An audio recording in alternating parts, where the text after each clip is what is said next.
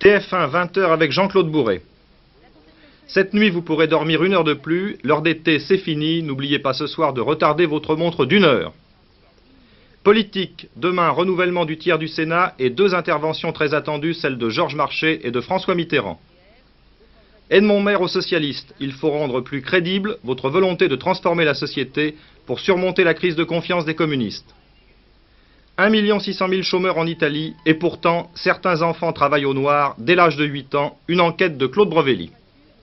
Madame, mademoiselle, monsieur, bonsoir. Vous allez vivre demain un dimanche particulièrement agréable, puisque cette journée de congé chère au cœur des Français durera 1 heure de plus. Demain dimanche, l'Europe en général, et la France en particulier, reviennent à l'heure d'hiver. Avant de vous coucher ce soir, vous devrez donc retarder d'1 heure vos montres et vos réveils. Cette heure supplémentaire sera ajoutée à 3 heures du matin la nuit prochaine. Le changement d'heure a été établi en France l'année dernière pour augmenter et favoriser les économies d'énergie. Ainsi, nous vivons davantage en harmonie avec le soleil. Michel Chevalet. Au temps de nos grands-mères, on vivait au rythme du balancier des horloges. On vivait avec le soleil.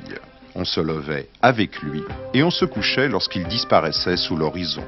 Les économies d'énergie n'existaient pas plus d'ailleurs que l'heure d'été et l'heure d'hiver. Mais l'avènement de l'électricité, les hommes ont pu gommer les ténèbres, vivre et travailler la nuit. Du coup, la facture d'énergie s'enfla démesurément jusqu'au jour où on parla de faire des économies, de vivre plus raisonnablement, bref, de revivre en harmonie avec le soleil. Et la recette, on la connaît, c'est le changement d'heure. On avance les montres d'1 heure au printemps et on les retarde d'1 heure à l'automne. C'est simple, c'est gratuit et surtout cela fait réaliser des économies. 300 000 tonnes d'équivalent pétrole, c'est peu de choses, mais traduit en France, cela fait tout de même 150 millions. Dimanche, ce sera donc le jour le plus long de l'année, puisqu'il comptera 25 heures. En effet, à 3 heures du matin, les aiguilles des horloges reviendront en arrière pour indiquer 2 heures. Mais la recette est bonne et a fait école dans toute l'Europe, puisque 7 pays ont appliqué le même système. En 1978, 4 autres États ont décidé de se joindre à l'opération Heure d'été, l'Allemagne, l'Italie, l'Autriche et la Suisse. Quant aux Anglais, Irlandais et Danois, ils veulent bien nous emboîter le pas, mais pas le même jour. Du coup, à Bruxelles, des dizaines d'experts discutent en vain depuis de longs mois, on oserait dire perdent des milliers d'heures, pour que toutes les pendules d'Europe battent à l'unisson. Économie d'énergie, il en a été question à Istanbul, où vient de se dérouler la 10e conférence sur l'énergie. Les participants à cette conférence ont marqué leur inquiétude. Les pays producteurs de charbon ou d'uranium ne risquent-ils pas dans l'avenir de former des cartels, tout comme les pays producteurs de pétrole aujourd'hui? L'énergie est un problème particulièrement sensible pour la France, qui possède peu de ressources nationales. Or, les perspectives viennent de se modifier dans le monde, et ces changements auront des conséquences heureuses ou malheureuses pour notre pays. François de Closet. Aux États-Unis, tout d'abord, le président Carter a toujours autant de mal à imposer sa politique énergétique. Les automobilistes américains, loin de se restreindre, comme le demande leur président, battent tous les records de consommation et la Chambre des représentants ne semble pas disposée à accepter la surtaxe sur les voitures trop gourmandes. Peu d'espoir donc de voir décroître les importations américaines de pétrole. En revanche, la Chambre des représentants, contre l'avis du président, a voté des crédits pour la construction du réacteur surrégénérateur, le Super Phoenix américain si vous voulez, à Clinch River. Les choses bougent également en matière d'énergie solaire. Il semble que l'on attende une percée technologique dans le domaine des photopiles. Il s'agit des cristaux qui convertissent directement la lumière en électricité. Ce sont elles, par exemple, qui fournissent l'énergie aux engins spatiaux. Seulement, ces dispositifs sont trop coûteux pour l'électricité terrestre. Ils ne sont utilisés aujourd'hui qu'à titre expérimental sur certaines plateformes de forage, par exemple. Les photopiles coûtent cher, car elles sont faites en petite quantité avec des cristaux de silicium parfaits qui sont très difficiles à produire. Or, il semble que les prix pourraient s'effondrer si on pouvait utiliser des matériaux plus simples que les cristaux et si on lançait la production en grande série. Du coup, On rêve à nouveau des grands projets de centrales solaires spatiales et le Sénat américain propose de mettre près de 30 millions de dollars chaque année sur les photopiles. Si ces espoirs se confirment, la relève de l'énergie solaire pourrait se faire avant la fin du siècle. On retrouve un peu partout ces incertitudes et ces contradictions. En Suède, par exemple, le gouvernement conservateur élu sur des thèmes antinucléaires doit poursuivre le programme atomique. En Allemagne fédérale, la contestation gagne du terrain. Plusieurs manifestations violentes, dont celle de Groningen en mars dernier, dont nous voyons ici les images, se sont déjà déroulées. Aujourd'hui même, un grand rassemblement a été organisé à Kalkar, sur le site du futur Superphénix allemand. Le parti du chancelier Schmidt semble favorable à une suspension du programme pendant 3 ans. Helmut Schmidt est résolument contre. Bref, dans tous les pays occidentaux, on hésite devant le nucléaire, on renacle devant les économies et on espère la solution miracle. Cela ne fait pas une politique et cela ne prépare pas l'avenir. La France fait face à la crise du pétrole plutôt mieux que les pays industrialisés qui lui sont comparables. C'est ce qu'a déclaré M. Christian Bonnet cet après-midi à Lorient. Et le ministre de l'Intérieur a ajouté « Seuls les apprentis de l'économie et les charlatans de la politique peuvent prétendre le contraire pour tenter de vendre à des Français qu'ils tenteraient de prendre pour des sots leur potion magique prétendument miraculeuse. » Fin de citation. Allusion évidemment au programme commun. Du côté de la gauche, après l'échec des négociations pour réactualiser ce programme commun, le rejet des responsabilités continue entre Parti socialiste et Parti communiste. Claude Popren, membre du bureau politique du Parti communiste, a dénoncé aujourd'hui, je cite, ce qu'il appelle l'orientation préoccupante de la politique du Parti socialiste.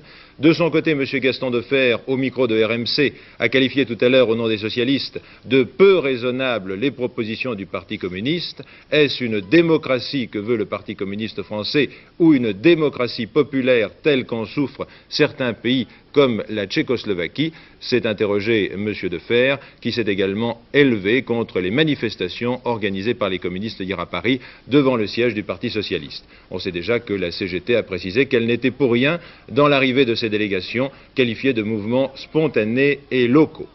La crise qui divise la gauche est observée avec attention ou inquiétude, ou les deux, par toutes les centrales syndicales. Nous ne pourrons pas prendre notre parti d'une division de la gauche, a dit cet après-midi Edmond Maire à François Got, car l'union populaire, c'est une nécessité pour surmonter la crise. Le secrétaire général de la CFDT a poursuivi. Notre action syndicale, les objectifs que nous mettons en avant, doivent permettre de donner le sens de l'accord à réaliser. Mais nous nous adressons aussi directement aux partis de gauche. Ainsi, l'étendue des nationalisations, telle que proposée par le Parti socialiste en fin de discussion, sans rejoindre totalement les positions de la CFDT, ne justifie pas un refus total de la part du Parti communiste. Mais nous disons aussi au Parti socialiste qu'il faut rendre plus crédible sa volonté de changer les choses, de transformer la société. Il faut réduire plus massivement les inégalités, développer le pouvoir des travailleurs dans les entreprises nationalisées, comme dans le secteur privé. Faire qu'il y ait volonté de changer les bases même du type de développement dans notre pays.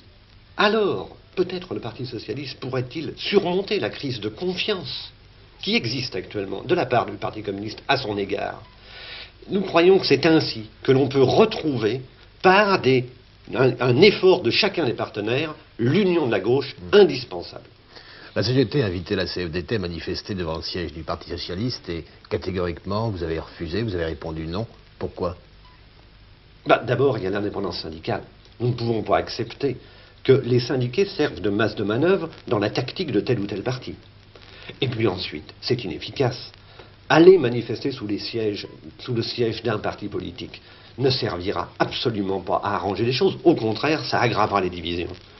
Nous croyons, nous, que, actuellement, les organisations CFDT et CGT, plus que jamais, doivent rester unies dans l'indépendance syndicale. C'est une base essentielle pour l'union des forces populaires. Et nous espérons que la Confédération CGT fera comprendre à ces organisations de base qui ont une telle attitude qu'il vaut mieux respecter l'indépendance syndicale. Ça, c'est un fondement solide de l'union des forces populaires. Je l'apprends à l'instant, les dirigeants de la CFDT et ceux de la CGT se rencontreront après-demain lundi et inévitablement les deux centrales syndicales aborderont le problème de l'échec du sommet de la gauche. On ne gère pas un pays sur la base d'un programme. Gérer un pays, c'est répondre tous les jours aux problèmes qui se posent. René Haby a fait cette déclaration sur RTL aujourd'hui. Monsieur Haby se présentera aux prochaines élections législatives à Lunéville et René Haby représentera le candidat unique de tous les partis de la majorité. Du côté de la majorité, précisément, il y a eu peu de réactions au déchirement de la gauche. Cependant, Jérôme Monod, secrétaire général du RPR, a déclaré aujourd'hui à Angers « Le programme commun qui n'en finit pas de s'actualiser, nous n'en voulons pas. Face au programme commun de la gauche, nous sommes l'alternative. Entraînée par sa dynamique qui est celle de la conquête du pouvoir, la coalition de gauche vient de révéler ses contradictions. » Depuis les divisions de la gauche qui s'étalent au grand jour, très rares ont été les réactions de la majorité, ou l'ensemble très prudent, Jacques Hébert. Et oui, la majorité a visiblement décidé depuis quelques jours d'adopter la stratégie du silence. À cela, semble-t-il, deux explications. D'abord, parce qu'on pense dans la majorité que le véritable étalage au grand jour de la querelle entre communistes et socialistes aurait plutôt tendance à desservir la gauche. Ensuite, parce qu'on veut éviter de pavoiser à l'avance, car rien ne dit que la gauche ne se retrouvera pas dans quelques semaines à nouveau unie autour d'un programme commun ou au moins sur un pacte électoral. Mais au sein de la majorité, on croit pouvoir discerner deux attitudes distinctes. Le silence des membres du gouvernement, mais aussi des républicains et des centristes, semble dicté par le souci de ne rien faire qui pourrait compromettre une éventuelle initiative du chef de l'État. En effet, dans le cas d'une rupture à gauche, la redistribution des cartes politiques serait totale et le chef de l'État aurait alors un rôle aussi important que délicat à jouer. Du côté du RPR, c'est semble-t-il toute une stratégie électorale qui serait à réviser. En effet, Jacques Chirac a fondé toute sa campagne, et il l'a dit, sur la solidité de la coalition socialo-communiste. Et d'après ce que nous croyons savoir, le président du RPR aurait réuni son état-major hier matin, justement pour discuter de ce problème. Bref, c'est bien la stratégie du silence du côté de la majorité. En dehors des communistes qui parlaient à l'époque de blanc-bonnet et de bonnet blanc, on se souvient qu'il en avait été de même dans l'opposition lorsque les leaders majoritaires se sont affrontés au cours des dernières élections municipales. 43 000 grands électeurs éliront demain 115 sénateurs sur les 295 que compte le Sénat. Dans une édition spéciale après votre film de demain soir et dans le grand journal de demain, le service politique de TF1 vous présentera et commentera les résultats dans ce décor signé Catherine Chailly, un décor d'ailleurs qui n'est pas tout à fait terminé. Vous le constatez, il s'agit du décor un peu traditionnel des grandes soirées d'élection avec les principaux départements ici où des élections auront lieu, la région parisienne qui est juste derrière moi et les principales personnalités que nous suivrons particulièrement, ainsi que les voix recueillies à gauche, là-bas, par les différents partis politiques. Voilà donc pour les moyens dont nous disposons, pour mieux vous informer. Seuls 43 000 grands électeurs, je le répète, c'est-à-dire députés, conseillers généraux et délégués de conseils municipaux, éliront ces 115 sénateurs. Ce ne sera donc pas véritablement un test politique, mais ces élections sont tout de même très importantes, Patrice Duhamel. En effet, ces élections sénatoriales seront importantes pour trois raisons. D'abord, à cause du renouvellement et de la personnalité des candidats. Ils seront plus de 400 au total à briguer les 115 sièges. Parmi eux, beaucoup de nouveaux, sans doute plus de la moitié demain soir. Parmi eux, surtout, le président sortant, Alain Poher, dans le Val-de-Marne. 4 ministres, Jean-Pierre Fourcade, René Monory, Christian Poncelet et Pierre-Christian Tétinger. Et puis aussi des anciens ministres, comme Jean Le Canuet en Seine-Maritime, et 13 députés. Élection importante aussi pour l'équilibre politique du Sénat. À l'heure actuelle, la majorité y occupe les 2/3 des sièges environ.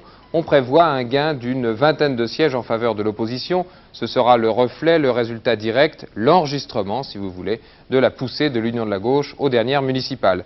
Mais il ne faut sans doute pas attendre de mouvements significatifs. Ainsi, l'impact électoral de la crise actuelle de la gauche ne pourra pas être vraiment mesuré demain. Ce ne sont pas en effet les électeurs de base sensibles aux variations politiques qui se prononceront, mais les grands électeurs des élus dont le vote est généralement sans grosse surprise. Pourtant, il n'est pas tout à fait exclu que dans tel ou tel cas, la quasi-rupture de la gauche modifie quelques prévisions. Élection importante enfin en raison du rôle du Sénat. La Haute Assemblée apparaît comme une sorte de rempart constitutionnel. Son adhésion assez large est indispensable à une révision de la Constitution. Son opposition constitue donc un frein. Le nouveau Sénat aura un rôle essentiel après les législatives et quel que soit le résultat de ces élections. C'est pourquoi demain, en analysant ici même ce scrutin, il faudra déjà penser à l'après-mars 1978. Alors dans la pratique, comment va-t-on élire les sénateurs ? Comment vont procéder ces 43 000 grands électeurs et où vont-ils aller voter? Un reportage et une enquête de Jacques Lenoir. Pour pouvoir se présenter aux élections sénatoriales et faire partie des 295 membres de la Haute Assemblée, il faut remplir les mêmes conditions que pour être député. Mais ce n'est pas tout, le candidat doit aussi être âgé de plus de 35 ans. Le Sénat est renouvelé par tiers, c'est pourquoi les élections ont lieu tous les 3 ans. Ainsi, ce dimanche, 115 sénateurs vont-ils être élus dans 28 départements métropolitains et 4 départements territoires d'outre-mer. Chacun de ces départements envoie au Palais du Luxembourg un nombre de sénateurs proportionnel à sa population.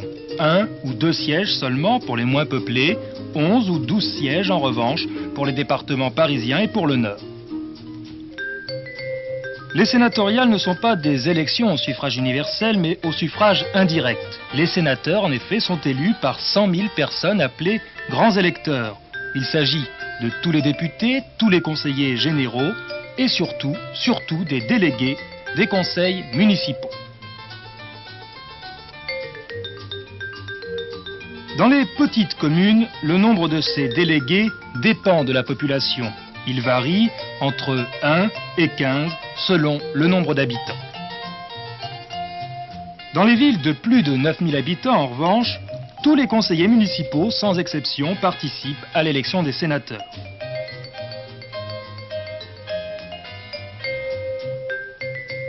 Enfin, dans les grandes villes, non seulement tous les conseillers municipaux sont électeurs, mais en plus, le conseil municipal choisit des grands électeurs supplémentaires.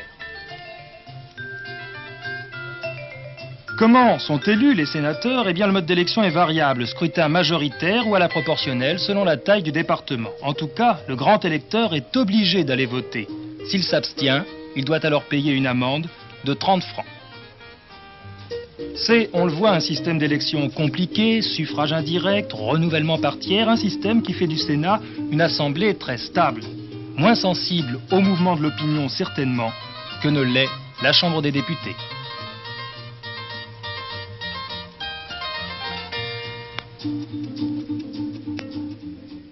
Et quand l'élection d'un sénateur a lieu à la proportionnelle, ce qui est le cas à Paris et dans les départements très peuplés, il est interdit de rayer un nom sur la liste choisie sous peine de nullité du bulletin du grand électeur. Les traditionalistes de Saint-Nicolas du Chardonnay à Paris ne veulent pas de n'importe quelle messe en latin. C'est ce que l'abbé Ducos-Bourget précise dans un communiqué, faisant ainsi allusion aux messes en latin et grégorien prévues dans 3 paroisses parisiennes à partir du 23 octobre. Pour les traditionalistes, il s'agit d'une messe équivoque qui ne correspond pas à la traduction correcte de la messe catholique de Saint Pie V. Le pape Paul VI n'abdiquera pas, c'est ce qu'a déclaré aujourd'hui à Florence l'archevêque de la ville, le cardinal Benelli, à l'occasion des 80 ans du pape. Il n'y a pas de date impérative pour le chauffage des immeubles, le seul règlement est celui du bon sens, s'il fait froid, on chauffe, s'il fait doux, on coupe le chauffage. C'est ce qu'a rappelé dans un communiqué M. Sirota, le directeur de l'Agence pour les économies d'énergie. Depuis la rentrée de septembre, l'Italie a retrouvé ses grands problèmes. Inflation, agitation sociale et universitaire, chômage. Les premières grèves viennent de toucher les chemins de fer italiens. Les étudiants d'extrême gauche sont réunis depuis hier à Bologne pour établir une tactique politique face à la crise. Pendant l'été, le nombre des chômeurs en Italie a augmenté de 200 000, atteignant maintenant 1 600 000 chômeurs. Face à cette dramatique montée du chômage, la criminalité augmente, cambriolage, attaques à main armée, enlèvements, travail au noir d'enfants de 8 à 13 ans pour des salaires de misère, et depuis quelques mois, on a créé une pratique digne du Moyen-Âge, la vente des enfants sur la place du village. Cela vient de se produire dans le sud de l'Italie, une enquête de notre envoyé spécial permanent en Italie, Claude Brovelli.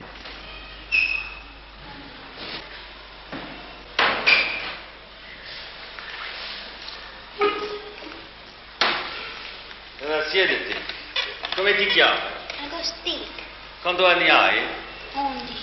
Je m'appelle Agostino, j'ai 11 ans, je travaille depuis 2 ans, mais j'aime pas ça. Da 2 anni. Da 2 anni. Ti piace? No.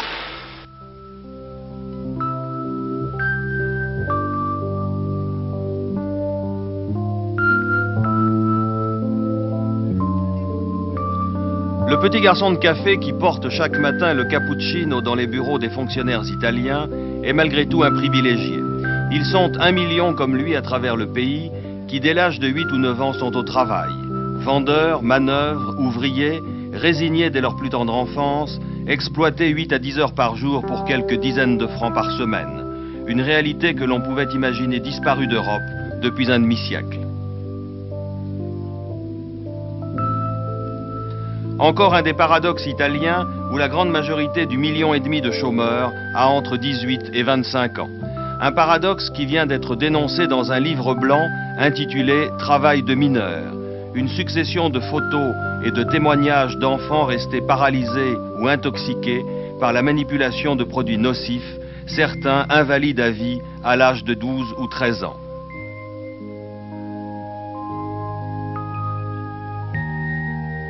Le travail des enfants représente, pense-t-on, un chiffre d'affaires de dizaines de milliards de lire, un bénéfice net pour ceux qui les exploitent, pas déclaré, donc pas d'impôts, pas de charges sociales, pas de pensions. L'État et les syndicats ferment les yeux, comme le reste, c'est un aspect empirique de l'Italie.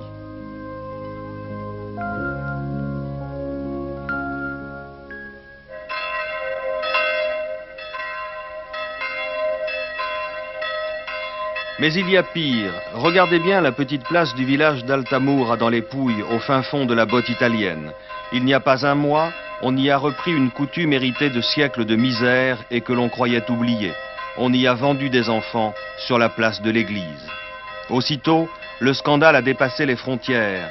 Et alors que plusieurs journaux américains parlaient de véritables traites d'esclaves, un hebdomadaire italien, Oggi, publiait le témoignage d'une mère, sous le titre « J'ai vendu mon fils au marché ». Des enfants de misère, achetés pour quelques centaines de francs par mois, pour devenir gardiens de troupeaux dans les maigres collines de la région. À Altamura, rares sont les enfants qui ne travaillent pas. Senta, quanto anni hai? 12. 14. 12. 12. J'ai 12 ans, je travaille depuis 3 ans, je suis magasinier. Da 3 anni, che cosa fai? Magazziniere. Et la tua madre? C'est ta mère qui t'a dit d'aller travailler? Oui. Sono la chiesa. Et quanto anni hai? Je suis maçon, j'ai 12 ans. Et tu? 11. J'ai 11 ans, je porte le pain en dehors du village. Je gagne 20 francs par semaine. Porto il pane fuori paese, da Trigiano, Monopoli. E che paga prende? Come? Quanti soldi? Sì. Io 3.500 euro, però è mio cognato. Ah, e tu lavoro? Sì, sono Moi je suis son frère, je travaille aussi, et j'ai 12 ans. 12 mesi. Beaucoup se retrouvent aussi dans de petites usines semi-artisanales et clandestines, voire dans des fermes où le dérisoire des salaires, la dureté du travail sont cachés. Des fermes où l'étranger ne pénètre pas. On les appelle les masserillas, sortes de gros domaines, quelquefois même gardés par des hommes armés. Ici, on croit vivre des siècles en arrière. Le vertige d'une telle situation peut se dissiper au contact de la vie des quartiers populeux et colorés sur les hauteurs de Naples, qui alimentent en permanence ce marché des enfants, recouvrant sur fond de mafia une situation sociale anachronique. N'empêche, le soleil et les chansons napolitaines ne peuvent arracher de l'esprit un rien d'insupportable.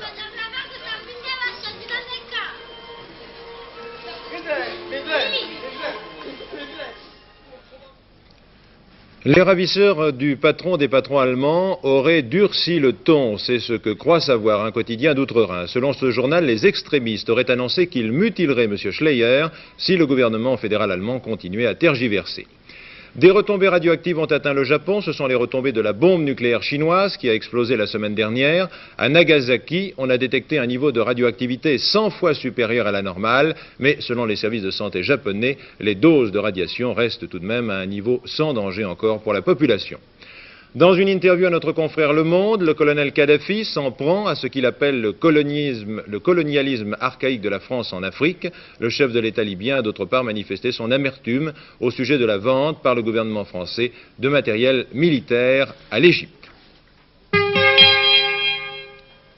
Pour la 17e fois en 5 ans, une jeune motocycliste est morte sur le circuit sauvage de Rungis dans le Val-de-Marne. Hier soir à 23 h, Carole Le Foll, 18 ans, a fait une chute et s'est tuée. Dans la même soirée, 2 autres motocyclistes ont été blessés. Ce 17e mort en 5 ans pose à nouveau avec acuité le problème du circuit sauvage de Rungis. chassés de la place de la Bastille, de la porte d'Orléans, puis de la place du château de Vincennes, sous la pression des riverains, les amateurs de moto de la région parisienne ont pris l'habitude de se retrouver à Rungis. Toutes cylindrées confondues, ils tournent, les uns à 50 à l'heure, les autres à 200 km/h. C'est d'ailleurs cette différence de vitesse qui est souvent à l'origine des accidents. Les motards tournent au milieu des détritus du marché de l'après-midi et le circuit improvisé est glissant et quelquefois coupé par des camions de livraison. L'anneau de vitesse de Rungis n'a aucune existence légale. Les jeunes motards réclament un véritable anneau où ils pourraient tourner en toute sécurité. 5 millions de crédits ont été débloqués il y a un an pour la subvention d'un circuit moto. Selon certains renseignements que nous avons obtenus, ce projet serait très avancé, mais l'endroit choisi pour son implantation est tenu secret afin d'éviter le phénomène de rejet dont sont victimes les motards d'un département à l'autre. Alors souhaitons que très rapidement les passionnés de la moto de la région parisienne aient leur propre circuit pour qu'ils puissent satisfaire leur passion avec le maximum de sécurité. Tennis, le Français Christophe Roger Vasselin disputera demain la finale de la Coupe Poré. Vasselin a éliminé l'Espagnol Higueras en 4-7, 3-6, 6-2, 6-0, 6-0. Il est vrai que le Français a utilisé une raquette à double cordage, plus puissante, inventée par Georges Goven. Cette raquette à double cordage pose un problème et la Fédération internationale de tennis a d'ailleurs décidé d'ouvrir une enquête. L'autre demi-finale entre le Français Proisy et l'Argentin Hillas a été interrompue par la pluie. Proisy a pris un set à Villas. Tous deux ont remporté un set chacun, 6-3 pour Proisy, 6-2 pour Villas. La partie reprendra demain si le temps le permet. La météo a précisément constaté que cet après-midi, les températures étaient généralement en baisse et demain, le temps sera nuageux avec pluie sur la moitié est, tandis qu'ailleurs, il y aura quelques éclaircies. Autant dire que la météo reste incertaine sur Paris demain pour le match Proisy-Villas. Hockey sur glace, l'équipe de Gap représente la France en Coupe d'Europe. Gap recevait hier les redoutables Allemands de Cologne. Voici un résumé de cette rencontre commenté par Bernard Giraud. Affrontement disproportionné entre Cologne et Gap en maillot bleu. L'équipe nationale allemande appartient à l'élite mondiale, c'est-à-dire le groupe A. Les tricolores sont dans le groupe C et on compte 8 internationaux expérimentés dans cette équipe de Cologne, alors que Gap faisait ses débuts en Coupe d'Europe et traînant ainsi son titre de champion de France, un titre qui mettait fin à l'hégémonie du massif du Mont-Blanc. C'est Gap qui devait ouvrir la marque avec un tir de l'arrière au fond dit, mais bien vite, les Allemands faisaient l'étalage de leur talent pour mener 6-1 au début du deuxième tiers-temps. Le handicap paraissait insurmontable pour Gap, pourtant l'impossible devait être réalisé et le score était de 6-6 avant le troisième tiers-temps. Les frères Lieberman, Philippe Combe, Daniel Galland et Michel Hainaut étaient les principaux réalisateurs. Mais Gap n'allait pas franchir le cap et finalement Cologne mettait tout le monde au parfum en l'emportant 9-7, score logique, mais les Gabançais ont offert une bonne réplique à la redoutable équipe allemande. La dernière page de ce journal sera sportive, mais elle va probablement vous surprendre et sans doute vous faire rire. Au championnat du monde d'haltérophilie à Stuttgart, le soviétique Koslov a remporté la médaille d'or des poids lourds avec un total de 367 kilos. Le français Goury est 7e, mais on a surtout beaucoup ri avec l'apparition d'un étonnant haltérophile chevelu, le suédois Dahlgren. Face aux spectateurs médusés, puis mort de rire, Dahlgren a joué les hommes de Cro-Magnon avant de soulever sa barre. Pierre Fula a choisi cette séquence qui prouve que dans le sport aussi, on a parfois de l'humour. Regardez et écoutez.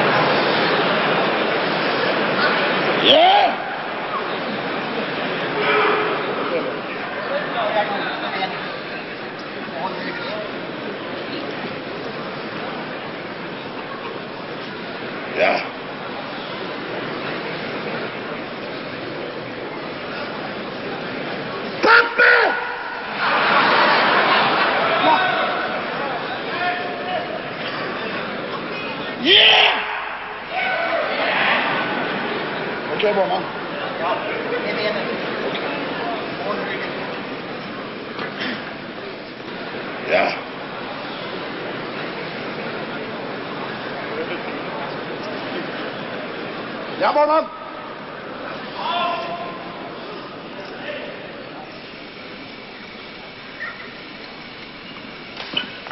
Hold it! Hold it, din jävel!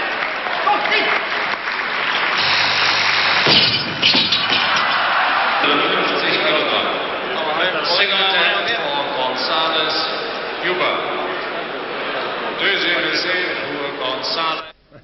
Oui, il faut tout de même savoir que Dahlgren a obtenu une médaille de bronze au championnat d'Europe.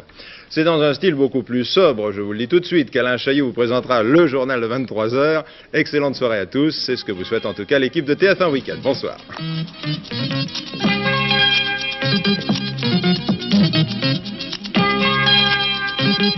Thank you.